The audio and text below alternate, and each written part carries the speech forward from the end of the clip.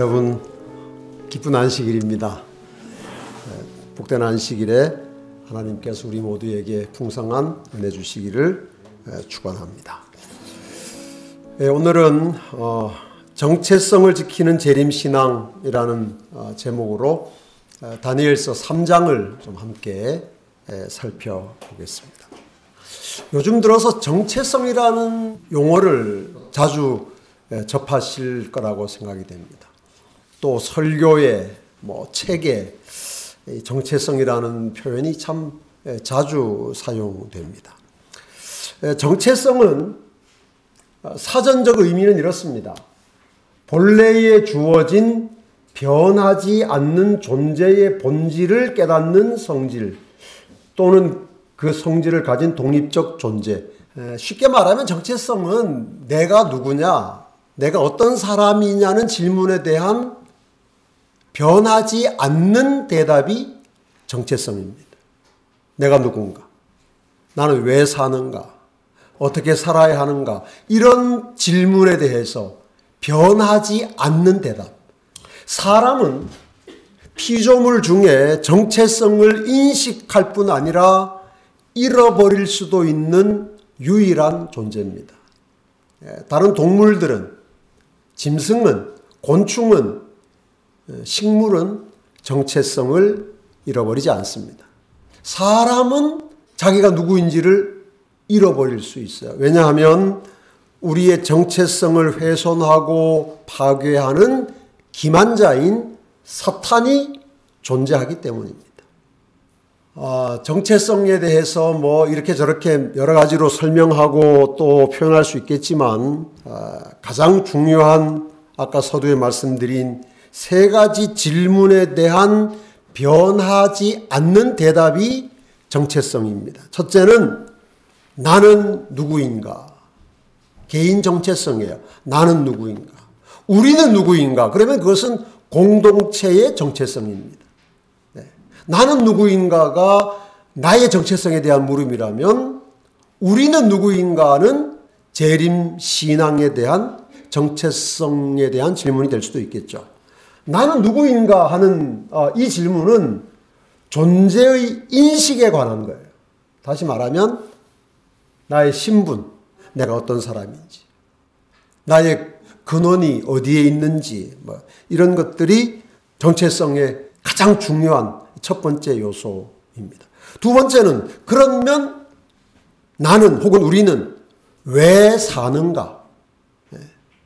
내가 누구인지가 확실히 확인이 되어야 왜 사는지에 대한 질문에 대한 답을 얻을 수가 있습니다. 그래서 이 두 번째, 왜 사는가? 존재의 목적에 포함되는 것이 우리가 말하는 인생관이에요. 그 사람의 인생관은 이렇더라. 세계관, 삶의 목적, 이런 것들이 다 이 두 번째 요소에 포함이 됩니다. 세 번째, 어떻게 사는가? 존재의 방법이에요. 이 세 번째에 해당하는 것들이 우리의 문화, 생활 양식, 뭘 먹느냐, 옷을 어떻게 입느냐, 책은 어떤 걸 보느냐, 취미 생활은 어떤 걸 하느냐, 이런 것들이 우리의 정체성에 포함이 돼요.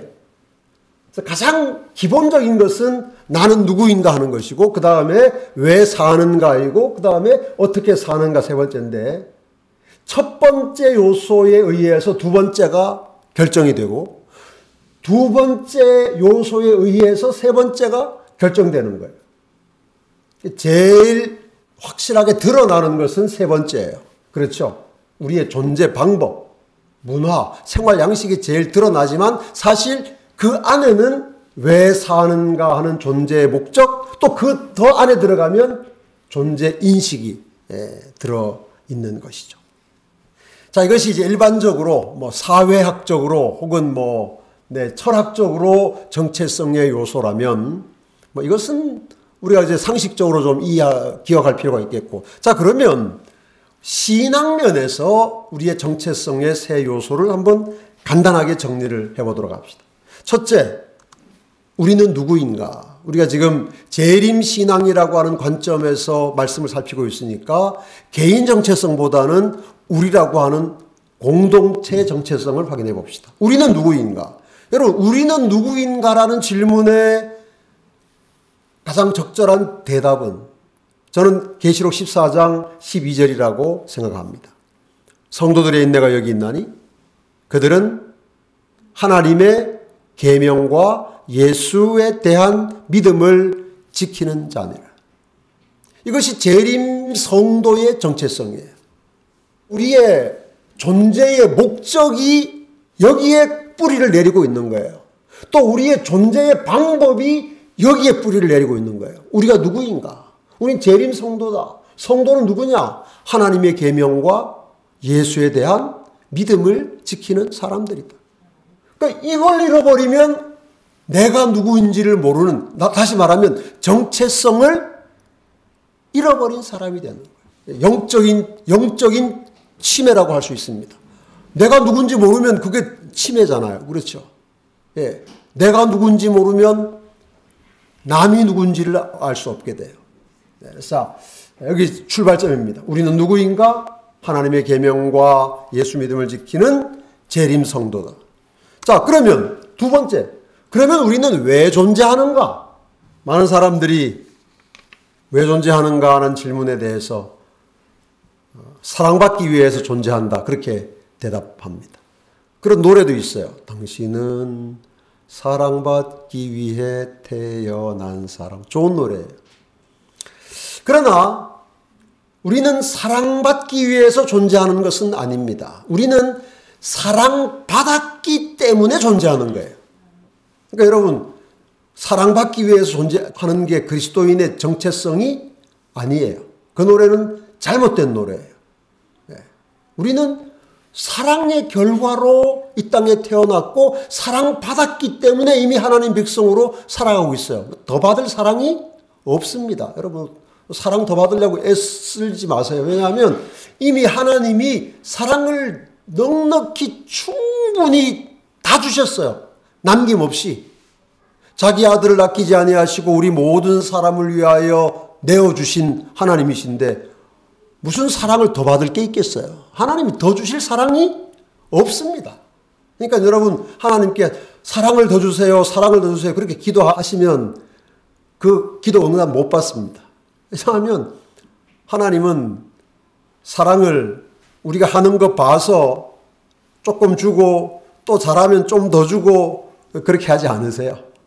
하나님은 처음부터 독생자 안에 그분의 사랑을 전부 쏟아부어 주셨어요. 그래서 하나님의 사랑은 이미 우리가 넘치도록 받았습니다. 그래서 우리는 사랑받기 위해서 존재하는 사람들이 아니에요. 많은 그리스도인들이 구원받기 위해서 산다. 그렇게 이야기합니다. 그런데 여러분, 구원받는 것도 중요하지만 그러나 그것이 우리의 존재 목적은 아닙니다. 우리가 구원받기 위해 사는 거 아니에요. 우리의 존재 목적은, 우리의 존재의 정체성은 구원보다 더 큰 것입니다. 더 중요한 것이 있어요. 만약에 우리가 구원받기 위해서 살면 어떻게 하든지 구원만 받으면 행복할 거예요. 그러나 구원보다 더 중요하고 더 크고 더 넓은 우리의 정체성이 있어요. 그것이 무엇인가? 그것이 하나님께 영광을 돌리는 것입니다. 그것이 그리스도인의 존재 목적이에요. 여러분, 모세가 이스라엘 백성들 너무너무 괴롭히고 애먹이니까 하나님께 기도하죠. 하나님, 저 이름을 생명책에서 지워주십시오. 여러분, 모세가 그런 기도를 드릴 수 있었던 것은 그가 구원이 인생의 존재 목적이 아니라는 사실을 알았기 때문이에요. 하나님의 영광입니다. 구원을 위해 사는 것은 우리의 정체성을 바르게 이해한 것이 아닙니다. 물론 구원은, 우리가 구원받는 것은 하나님의 영광 안에 포함이 되는 거예요. 구원보다 더 중요한 개념은, 가치는, 우리의 존재 목적은, 그래서 먹든지 마시든지 무엇을 하든지 다 무엇을 위해서 해라? 하나님의 영광을 위해서 해라. 이것이 우리 성도들의 정체성이 되기를 간절히 바랍니다. 세 번째는 그러면 우리가 하나님의 계명과 예수 믿음을 지키는 성도로서 또 하나님의 영광을 위해 존재하는 재림 성도로서 그러면 어떻게 살아야 하는가? 뭘 먹어야 하고 뭘 입어야 하고 어떤 생각을 해야 하고 어떻게 살아야 하는가? 베드로후서 3장 11절 12절 이 모든 것이 이렇게 풀어지리니 너희가 어떠한 사람이 되어야 마땅하냐?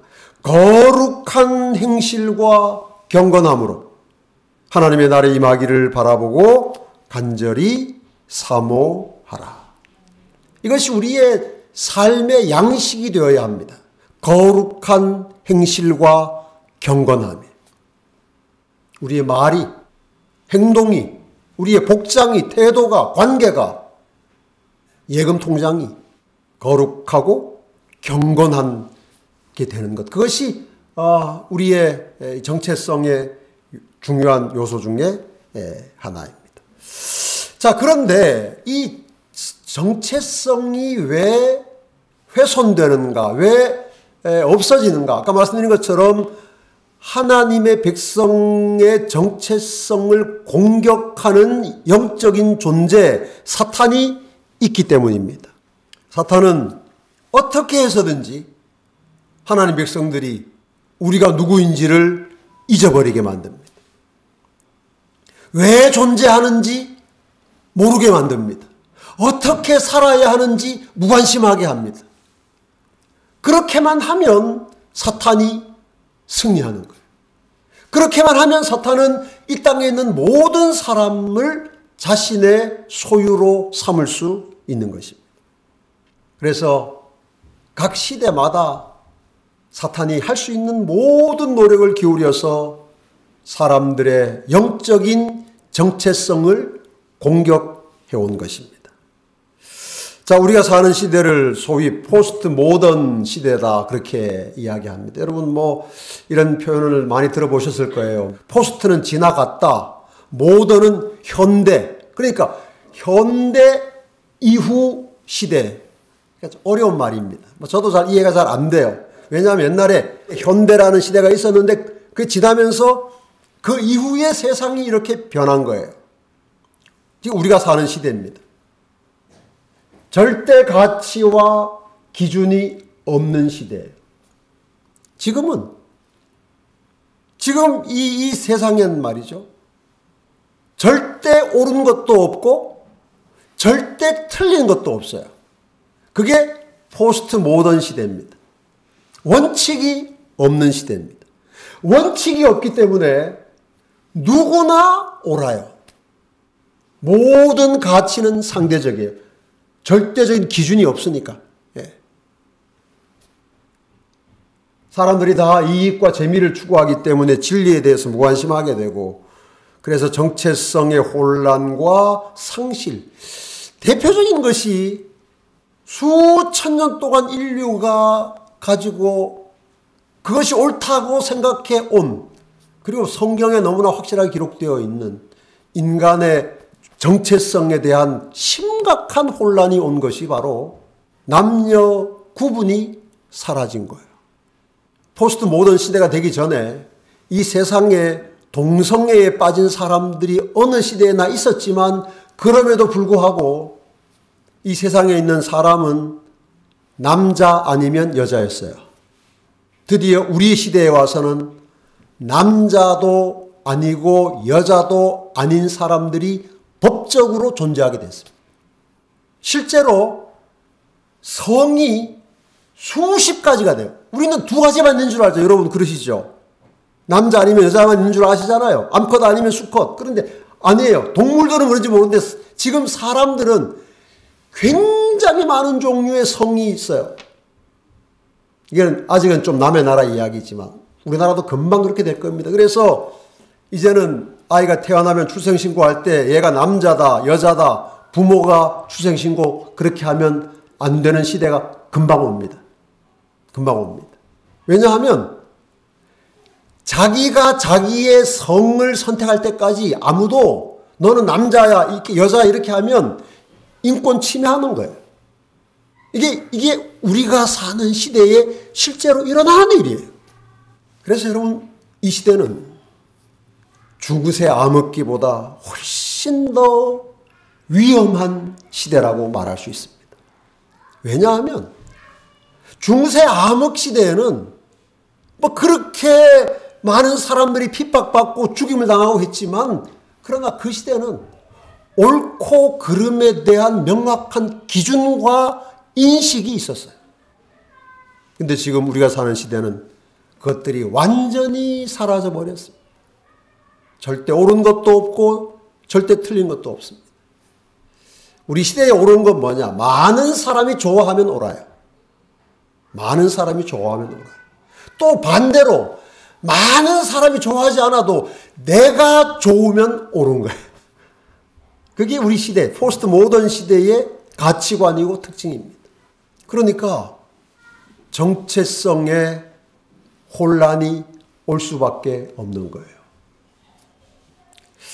그래서 이 포스트 모던 시대의 이 영향이 신앙, 교회 안으로도 뭐 물밀듯이 밀려 들어와서 결국 이런 현상이 나타났습니다. 물질 숭배로 인한 세속화, 은혜와 감동 중심의 신앙. 옛날에는 우리가 무엇을 어떻게 믿느냐에 깊은 관심이 있었어요. 그래서 성경 공부를 열심히 했다고요. 근데 지금은 성경 공부를 열심히 하지 않아요. 별로 할 필요가 없어요. 왜냐하면 이제는 그게 별로 중요하지 않다고 생각하는 거예요. 내가 뭘 믿고 어떻게 믿느냐는 별로 중요하지 않고, 그걸 믿었더니 내가 기분이 좋은가? 그걸 믿었더니 사람들이 나를 잘 대접해 주는가? 이것이 훨씬 더 중요한 시대가 되다 보니까 신앙생활에 있어서 교리는 점점 사라지고 뭐만 남았냐면 은혜 받았다, 감동적이다, 그것만 남았어요. 그래서 목사들의 설교가 점점 코미디언을 닮아가는 거예요. 설교에 죄를 이야기하는 건 아주 바보 같은 일이에요. 왜냐하면 목사가 설교할 때 죄를 이야기하면 듣는 성도들이 기분이 나빠지는 거예요. 그러면 그 교회에 머물러 있지 않아요. 뭐하러 거기 그런 기분 나쁜 소리 듣고 앉아 있겠습니까? 절대적인 선도 없는데, 악도 없는데. 그래서 점점 예배와 설교와 이런 신앙의 어떤 관점이, 전에는 우리가 무엇을 믿느냐, 이것이 옳으냐, 이것이 그러한가 성경 펴고 확인하고 그렇게 했잖아요, 여러분. 우리 재림교회만 해도 70년대 80년대 그렇게 했잖아요. 근데 보세요, 지금 이제 2020년이 왔는데 재림교회 안에서도요, 하나님 말씀을 깊이 연구하는 것이 거의 사라졌어요. 잘 안 해요. 그런 이 세상의 영향을 받는 거예요. 그 대신에 이제 교회 생활은 말씀 중심이 아니라 흥미와 친교 위주로 점점 흘러가는 거예요. 분위기 좋냐? 분위기 좋냐? 그러다 보니까 점점 핵심 교리에 대한 믿음 상실해져가요. 2300주야, 조사심판, 일요일 휴업령, 이런 것, 아유, 머리 아프다. 그런 이야기 좀 하지 마라. 그냥 교회에서는 십자가만 얘기해라. 은혜만 얘기해라. 축복만 얘기하면 되지. 무슨 심판 같은 소리 하냐. 그거예요. 그래서 점점 우리가 정말 우리의 삶을 거룩한 행실과 경건함으로 이끌어가는 기별에 대해서는 눈을 감는 겁니다. 귀를 막는 거예요. 이것이 포스트 모던 시대의 신앙의 위기입니다. 저와 여러분이 이 시대를 살고 있어요. 필연적으로 재림신앙에도 정체성의 혼란과 상실이 일어나는 것입니다. 그 중에 하나, 딱 예를 들어서 말씀드리면 아까 제가 말씀드렸잖아요. 자, 정체성의 세 요소. 우리는 누구인가? 왜 존재하는가? 그 다음 뭐예요? 어떻게 존재하는가? 어떻게 살아가는가? 어떻게 살아가느냐에 포함되는 것이 그 사람이 안식일을 어떻게 지키는가? 드러나죠? 네. 안식일을 지키는 것에 의해서 그 사람의 정체성이 드러난다고요. 왜냐하면 우리가 하나님의 계명과 예수에 대한 믿음을 지키는 사람들이니까. 오늘날 우리가 안식일 지키는 모습이 우리의 정체성을 확실하고 분명하게 드러냅니까? 10년 전, 20년 전과 비교를 해봅시다. 그때와 지금을 비교해 봤을 때 우리가 안식일을 지킴으로 우리의 신앙의 정체성을 세상에 잘 드러내고 있나요? 아무도 그렇다고 대답하지 못합니다. 20년, 30년 전과 또 비교해 봅시다. 우리가 먹는 음식이 우리의 신앙을, 거룩한 행실과 경건함을 나타내야 하는 우리의 정체성을 그때보다 지금 더 잘 드러내고 있나요? 전혀 그렇지 않습니다. 우리의 예배는 어떻습니까? 우리의 관심은 어떻습니까? 재림신앙의 정체성에 혼란이 오고 상실이 일어나는 것입니다. 우리도 모르는 사이에 요한계시록에는 예수께서 7교회에 보낸 편지가 기록되어 있습니다. 그 중에 첫 번째 교회인 에베소 교회에 예수님은 이렇게 편지를 쓰셨습니다. 에베소 교회의 사자에게 편지하라. 오른손에 7별을 붙잡고 금촛대 사이에 거니시는 이가 이르시되 내가 네 행위와 수고와 내 인내를 알고 또 악한 자들을 용납지 아니한 것과 자칭 사도라 하되 아닌 자들을 시험하여 그의 거짓된 것을 내가 드러낸 것과 또 내가 참고 내 이름을 위하여 견디고 게으르지 아니한 것을 아노라. 훌륭한 교회입니까? 어때요, 여러분? 에베소 교회 마음에 드세요? 예수님이 보니까 이 교회가 네 행위와 수고와 인내를 알고 악한 자들을 용납지 아니하고 자칭 사도라 하되 아닌 자들을 시험하여 그의 거짓된 것을 드러내고 또 내가 참고 내 이름을 위하여 견디고 게으르지 아니하고 정말 훌륭한 교회입니다. 그런데 안타깝게도 이 교회가 이런 칭찬만으로 편지가 끝나지 않아요. 그 다음 보겠습니다. 그러나 너를 책망할 것이 있나니 너의 처음 사랑을 버렸느니라. 그러므로 어디서 떨어졌는지를 생각하고 회개하여 처음 행위를 가지라. 이렇게 훌륭한 교회가, 이렇게 완벽해 보이는 교회가 뭘 잃어버린 거예요. 뭘 잃어버렸어요? 정체성을 잃어버린 거예요. 처음 행위를, 처음 사랑을 잃어버렸어요. 그랬더니 이렇게 훌륭한 교회에 대해서 하나님, 예수께서 이렇게 말씀하십니다. 만약에 너희가 그 처음 행위를 회복하지 못하면, 정체성을 다시 되찾지 못하면 내가 네게 가서 네 촛대를 그 자리에서 옮기리라. 무서운 말씀이죠. 여러분, 아무리 잘한 것이 많아도, 아무리 착하고 아무리 잘 믿고 아무리 잘한 것이 많아도 정체성을 상실한 교회는 하나님이 쓰시지 않습니다. 우리가 누구인지를 끊임없이 하나님께 묻고 하나님의 말씀에서 명확한 답을 찾으시기를 바랍니다. 우리가 왜 살아야 하는지, 존재 목적이 무엇인지 분명하게 하나님이 주신 우리의 정체성을 확인하고 그 목적에 맞게 살아가시는 성도들 되시기를 바랍니다. 어떻게 살아야 하는지 고민해야 합니다. 이게 오늘날 재림 성도들에게 정말 힘이 해졌어요. 어떻게 살아야 하는지 아무 고민하지 않고 살아요.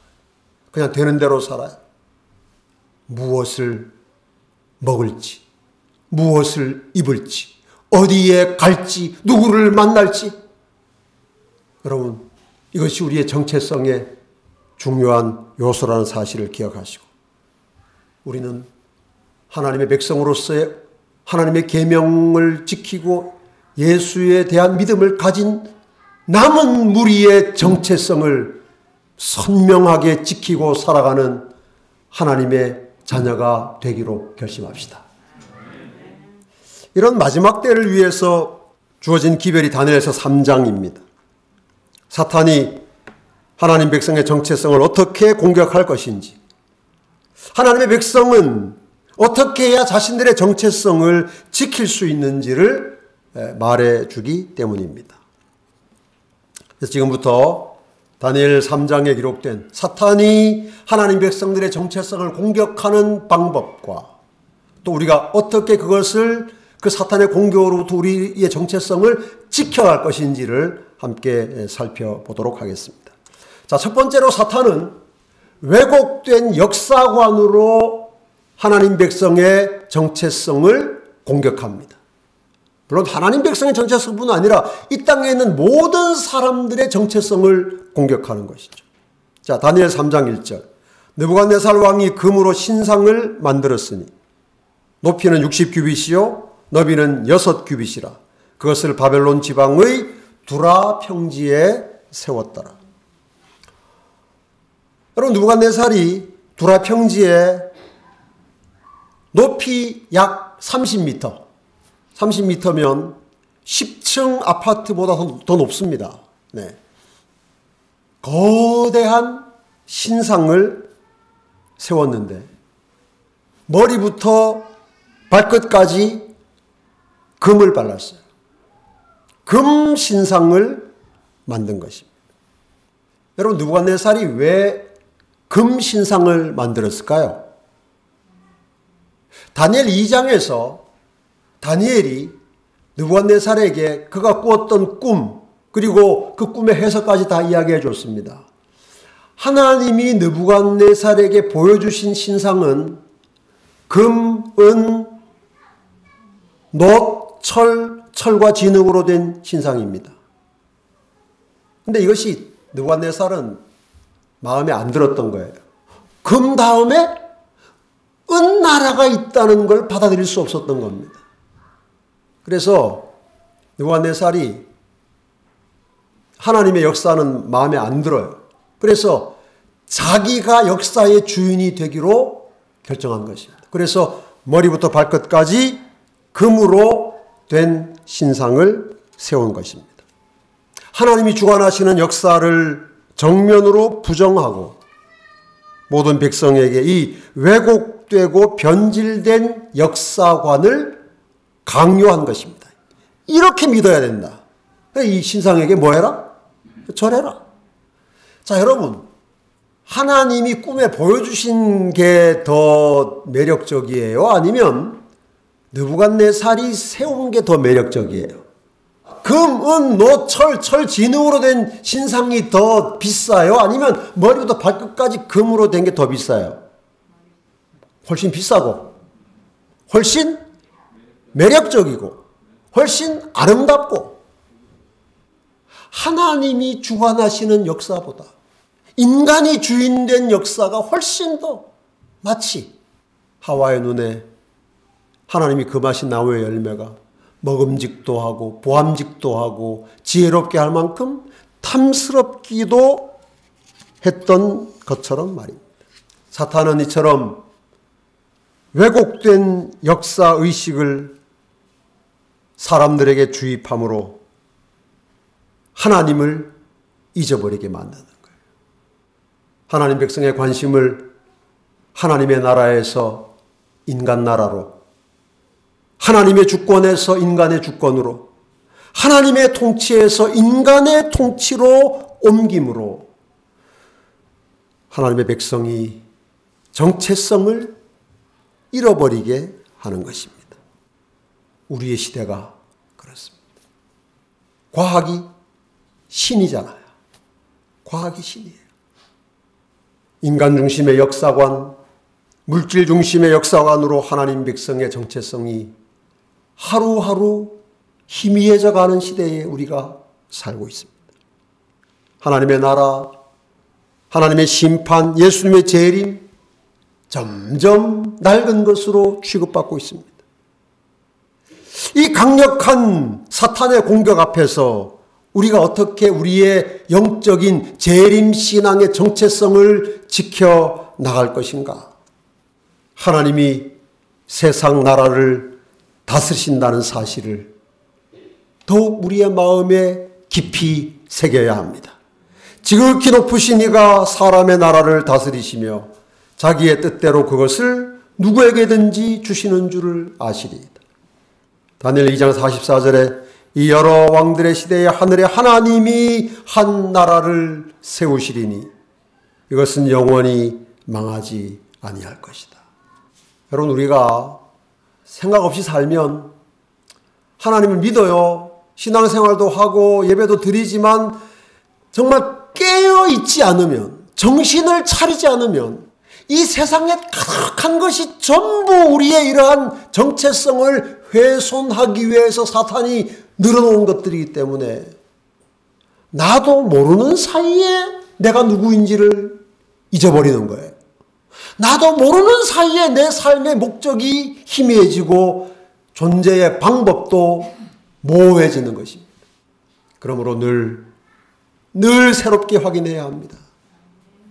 우리는 하나님의 계명과 예수 믿음을 지키는 남은 자손 재림 성도다. 우리는 세상의 부귀영화나 혹은 나의 구원이 아니라 하나님의 영광을 위해서 살아가는 재림 성도다. 그러므로 우리의 삶의 방법이, 우리의 라이프 스타일이 그 목적에 맞아야 한다. 하나님이 주신 것, 하나님이 허락하신 것, 그것이 우리의 삶의 방식이 되어야 한다는 사실을 늘 새롭게 인식하지 않으면 나도 모르는 사이, 우리도 모르는 사이에 우리의 정체성을 잃어버리게 되는 것입니다. 두 번째로 사탄은 군중 심리로 하나님 백성의 정체성을 공격합니다. 자, 다니엘 3장 2절 3절입니다. 느부갓네살 왕이 사람을 보내어 총독과 수령과 행정관과 모사와 재무관과 재판관과 법률사와 각 지방 모든 관원을 느부갓네살 왕이 세운 신상의 낙성식에 참석하게 하매, 이렇게 되어 있고 3절에 똑같은 내용이 사실 다시 반복되어 있습니다. 이렇게 자세히 사실 기록할 필요가 있을까? 뭐 총독과 수령과 행정관과 모사와 재무관, 재판관 보면서 사실 뭔지도 잘 모르겠어요. 그냥 다 모았다 그래도 될 것 같은데 굳이 아주 세세하게 보니까 한 명도 빠짐없이 다 모은 거예요. 예. 그렇게 다 한 다음에 각 지방 모든 관원을 두라평지에 소집한 것입니다. 여기 누구까지 왔습니까? 다니엘의 세 친구, 유다왕 시드기야. 왜 이렇게 했을까요? 왜 그 많은 사람들을 다 한꺼번에 모았을까요? 느부갓네살이 군중 심리의 힘을 안 거예요. 인간이 정말 약한 것 중에 하나가 이거예요. 많은 사람이 하면 맞아, 오르니까 하겠지. 여러분, 요즘은 뭐 코로나 때문에 운동회 잘 못 하는데, 전에 우리가 뭐 우정의 날 이런 거 하면 항상 맨 마지막에 그거 하죠. 퀴즈. 뭐 살아남는 자, 뭐 이런 거. O는 이쪽에 가시오, X는 이쪽에 가시오. 그리고 이제 줄 쭉 긋는데, 주로 어디로 갑니까? 대부분의 사람들이 많이 가는 쪽으로 갑니다. 그게 마음이 편해요. 많은 쪽으로 가서 틀려도 부끄럽지 않아요. 그렇게 이 군중심리라는 게 그렇게 매력이 있어요. 안 맞아도, 틀려도 여럿이 같이 틀리면 마음이 편안하고 괜찮아요. 사탄이 하나님 백성의 정체성을 무너뜨리기 위해서 느부갓네살 충동질에서 모든 사람을 다 한 자리에 모은 것입니다. 그리고 한꺼번에 절하게 한 것입니다. 이것이 다니엘의 시대에도 우리의 시대에도 사탄이 하나님의 백성들의 정체성을 공격하는 방법 중에 하나예요. 오늘 많은 재림 성도들이 우리가 가는 길이 맞나? 이 길이 옳은가? 다른 사람들은 그렇게 안 하는데 저 사람들은 저렇게 믿는데 불안하고 초조합니다. 그래서 좁은 길 가는 게 힘들어요. 왜냐하면 좁은 길 가는 사람들이 얼마 없으니까. 그런데 예수님 우리에게 뭐라고 하셨어요? 어디로 가라? 좁은 문으로 들어가라. 좁은 문. 여러분, 재림신앙을 지켜내시려면 군중 심리를 이기는 그리스도인이 되어야 합니다. 지금 우리가 군중 심리를 극복하지 못하면 계시록 13장의 예언이 온전히 성취될 때 이 땅에 있는 모든 사람들이 짐승의 우상에게 경배하는 날이 올 텐데 그때 우리가 우리의 신앙, 우리의 정체성 못 지킵니다. 출애굽기 23장 2절에 다수를 따라 악을 행하지 말며 송사의 다수를 따라 부당한 증언을 하지 말. 왜냐하면 사람들이 다수를 따라가는 게 편하거든요. 좋거든요. 불안하지 않거든요. 그러면 소수를 따라가야 하느냐? 그것도 아닙니다. 다수를 따라갈 것도 아니고 소수를 따라갈 것도 아니에요. 우리는 뭘 따라야 돼요? 하나님의 말씀을 따라가야 돼요. 그러므로 우리는 들은 것에 더욱 유념함으로 우리가 흘러 떠내려 가지 않도록 함이 마땅하니라. 여러분, 하나님 백성이 뭐에 흘러 떠내려 가겠습니까? 여론에. 하나님 말씀대로 하나님 백성으로 이 땅에 살아가는 것은 때때로 외롭고 정말 힘듭니다. 진리를 따라가고 말씀에 순종하는 것은 외로운 길이에요. 온 세상이 숫자를 앞세워서 이것이 옳다, 이렇게 가야 한다고 이야기할 때 단호하게 고개를 흔들고 하나냐 미사엘 아사랴처럼 하늘을 향하여 고개를 드는 그리스도인이 되기로 결심합시다. 그것이 우리의 재림신앙의 정체성이기 때문입니다. 세 번째는 감각적인 예배로 하나님 백성의 정체성을 공격합니다. 여기 다니엘 3장 5절, 7절, 10절, 15절에 네 번에 걸쳐서 이 악기 종류가 다 기록이 되어 있습니다. 나팔, 피리, 수금, 사명금, 양금, 생황, 과 및 모든 악기. 느부갓네살이 조직한 오케스트라는 정말 어마어마했던 것 같아요. 정말 화려하고 장엄한 매력적인 의식을 준비한 것입니다. 대표적인 핵심적인 것이 바벨론 오케스트라예요. 인간의 이성을 혼란하게 하고 기존의 가치관을 무너뜨리고 황홀함과 쾌락과 흥분을 일으켜서 임금의 명령에 그저 따라가는 것을 너무나 자연스럽고 편안하게 만들어주는 그 환경을 만들어 놓은 것이죠. 오늘날에도 사탄은 하나님의 남은 교회를 향해서 똑같은 방법으로 공격하고 있습니다.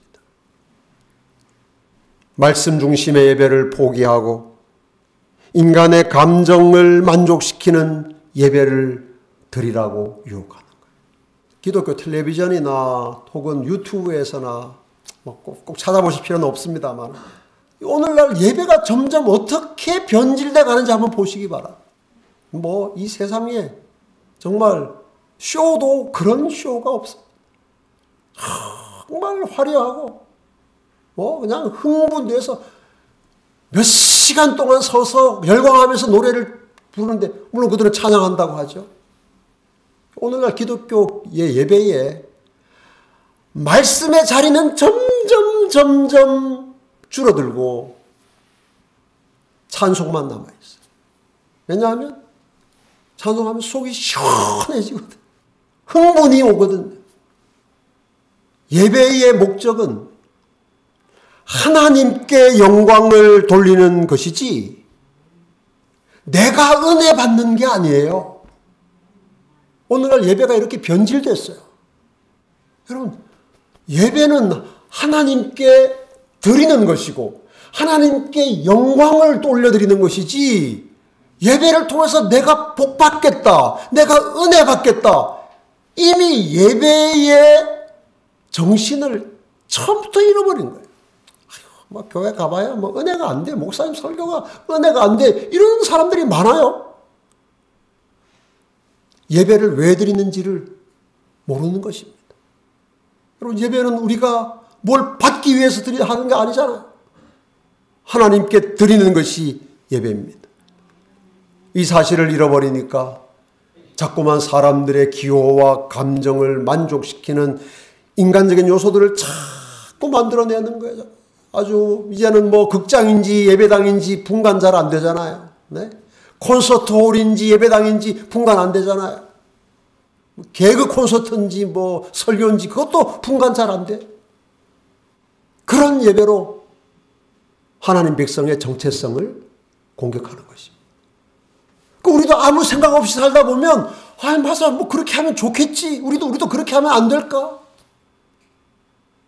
그래서 점점 예배당 안에 뭐 인간을 흥분시키는 여러 타악기들이 들어와서 북을 치고 꽹과리를 치고 뭐 드럼을 하면서 사람들을 점점 흥분시키는 것이. 그런 노래를, 그런 음악에 휩싸여서 한번 예배를 드리고 나면 그 다음엔 이렇게 뭐 피아노 치고 비올라 하고 하면 밋밋해서 예배가 안 되는 거야. 예배가 뭐 이래서 되겠나? 예배가 자기 만족의 수단으로 전락되어 버리는 것이. 여러분, 재림신앙은 이런 변질된 예배를 이겨내는 것입니다. 왜냐하면 예배는 오직 하나님께 드리는 것이기 때문에. 예수님 말씀하셨습니다. 하나님은 영이시니 예배하는 자가 영과 진리로 예배할지니라. 여기 전도법에 이런 증언이 있습니다. 그리스도인이라고 공언하는 자들이 그들의 특권으로 주어진 고상한 표준에 도달할 때 그리스도의 단순성이 저들의 모든 예배의식에 나타나게 될 것이다. 2022년 동안 송탄교회 예배가 더욱 본질을 회복하는 예배가 되기를 바랍니다. 그것은 뭐냐? 예배드리는 사람이 예배를 대하는 바른 자세를 갖는 거예요. 내가 이 예배에서 은혜를 받고 말겠다는 것이 아니라 내가 이 예배를 통하여 온전히 내 자신을 하나님께 드리겠다. 이 예배를 통하여 하나님께만 영광을 올려드리겠다. 그것이, 그런 자세로 우리 예배자들이 예배에 참여할 때 우리가 이 세상에 인간을 흥분시키고 또 감각적으로 이끌어가는 그런 변질된 예배를 이기는 재림 성도가 되는 것입니다. 마지막으로 네 번째, 협박과 회유로 정체성을 공격합니다. 느부갓네살이 하나냐, 미사엘, 아사랴를 협박하죠. 다니엘 3장 6절. 누구든지 엎드려 절하지 아니하는 자는 즉시 맹렬히 타는 풀무에 던져 넣으리라. 하나냐, 미사엘, 아사랴뿐 아니라 모든 사람들에게 이렇게 협박했죠. 세 친구가 절하지 않았죠? 불려왔죠? 그때는 느부갓네살이 다니엘의 세 친구를 회유합니다. 다니엘 3장 15절. 너희가 그 전에 일부러 그랬냐? 그건 아니지. 절할 시간을 놓친 거지. 자, 이제 내가 다시 기회를 줄 테니까 이제라도 너희가 준비하였다가 오케스트라 짱 하면 절하면 없는 걸로 해준다. 아무 걱정하지 마라. 두 가지. 협박하거나 회유하거나. 마지막 수단이죠. 계시록 13장에 이런 일이 있을 것이 예언되어 있지 않습니까? 그가 권세를 받아 그 짐승의 우상에게 생기를 주어 짐승의 우상으로 말하게 하고 또 짐승의 우상에게 경배하지 아니하는 자는 몇이든지 다 뭐하게 하더라? 죽이게 하더라. 예, 여기 몇이든지라는 건 참 중요한 단어라고 생각돼요. 몇이든지에 포함되지 않는 숫자는 없습니다. 한 명이라도 짐승의 우상에게 경배하지 않으면 사탄은 죽여야 직성이 풀리는 거예요. 한 명이라도. 그걸 이기는 것이 재림신앙입니다. 제가 논산훈련소에 갔어요. 제가 신학과 3학년 마치고 군대 갔는데 안식일 어떻게 지켜야 되나 그냥 정말 큰 이제 고민을 가지고 갔는데 논산훈련소 가서 연무대 그 큰 수천 명 들어가는 강당, 수천 명인지 모르지만 하여간 큰 강당에 들어가서 이제 교육을 받고 있는데 귀에 안 들어와요.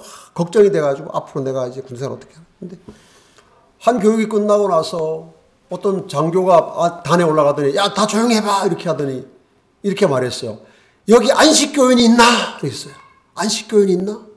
와, 여러분 제가 안식교인 있나고 하는 말을 들을 때 제 가슴이 철렁 내려앉았어요. 안식교인 찾으면 기뻐해야 될 거 아니에요. 네? 안식교인이. 근데 저도 모르게 가슴이 철렁 내려앉더라고요. 이게 무슨 일이지? 근데 이 사람이 안식교인 있으면 일어나봐. 일어나. 여러분 제가 일어났을까요? 안 일어났을까요? 일어났죠. 일어났는데 그 짧은 시간에 진짜 5만 가지 생각이 들더라고요. 이게 뭐야? 일어나면 내가 뭐 지금 뭐 잡혀가는 건가? 뭐 아무 근거 없는 하여간 복잡한 생각이 나면서 제가 일어났어요. 일어나고 보니까 그 많은 강당에 가득한 병사 중에 안식교인은 오직 저 하나였어요. 나와! 나와!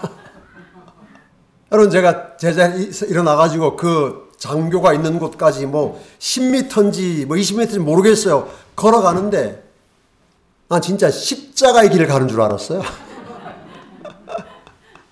수천 개의 눈초리가 막 나한테 온다니 느껴지는 진짜. 저는 진짜 순교장에 나간 줄 알았다니까요. 갔더니 우리 논산훈련소에는 안식교인들을 위한 종교 행사가 있다. 그러니까 너는 그때는 안식일 오후에 예배를 드렸어요. 너는 중대 내무반에 대기하고 있으면 기관병이 너를 인도해 갈 테니까 그렇게 예배하고 훈련소 생활 잘 해라. 그러더라고요. 그러니까 저한테 복음을 전해주기 위해서 찾은 건데 저는 그 많은 사람 중에 나 혼자 안식일 교인인 게 그게 그렇게 뭐 부끄럽지는 않았는데 하여간 이상했어요. 이런 사람이 며칠인지 다 죽이게 하라는 명령이 내려질 때 그때 제가 정말 짐승의 우상에게 경배하지 않고 정말 꼿꼿이 머리를 들고 하나님을 찬양할 수 있을까요? 그때 저를 봐서는 불가능할 것 같아요. 여러분 재림신앙은 온 세상에 달려들어서 우리를 협박하고 회유할 때 그것을 이기는 것이 재림신앙입니다. 그것이 다니엘의 세 친구가 우리에게 보여주는 신앙입니다. 내가 죽도록 충성하라. 그리하면 내가 생명의 면류관을 내게 주리라고 주께서 약속하셨지 않습니까? 여기 한 증언의 말씀을 읽고 제가 마치겠습니다. 심지어 생명 자체도 거짓의 대가로 얻어져서는 안 된다. 순교자들은 단 한마디의 말이나 끄덕거림으로 진리를 부인하고 생명을 건질 수 있었다. 우상의 제단에 단 하나의 향가루를 던지는 데 동의했다면 그들은 고문대와 단두대 혹은 십자가 면할 수 있었다. 그러나 그들은 비록 그렇게 해서 목숨을 부지할 수 있게 된다 할지라도 말이나 행동으로 거짓말하기를 거절했다. 한 알갱이의 향을 우상의 제단에 던지는 것으로 목숨을 건질 수 있다 하더라도 그렇게 하지 않았다는 거예요. 그들은 기만과 거짓과 배교를 조건으로 노연하기보다는 투옥과 고문과 죽음을 깨끗한 양심으로 환영했다. 충성심과 그리스도를 믿는 믿음으로 그들은 흠없는 두루마기와 보석이 박힌 면류관을 얻었다. 그들이 극한 상황 하에서도 진리를 위해 굳건히 섰기 때문에 그들의 생애는 고상하게 되었고 하나님의 눈앞에서 높여지게 되었다. 믿음의 가족 여러분, 또 한 해를 살아가면서 이 땅에서 하나님 백성으로, 남은 백성으로, 재림 성도로 살아가면서 우리는 재림 신앙의 정체성을 지킵시다. 우리가 누굽니까? 하나님의 계명과 예수 믿음을 지키는 여자의 남은 자손입니다. 우리가 왜 존재합니까? 우리의 행복을 위해서가 아닙니다. 구원을 위해서도 아닙니다. 하나님의 영광을 위해서입니다. 그럼 우리가 어떻게 살아야 하겠습니까? 거룩한 행실과 경건함으로 주의 날이 임하기를 간절히 사모하며 살아가는 재림 성도, 송탄교회 믿음의 권속들 되시기를 주님의 이름으로 축복합니다.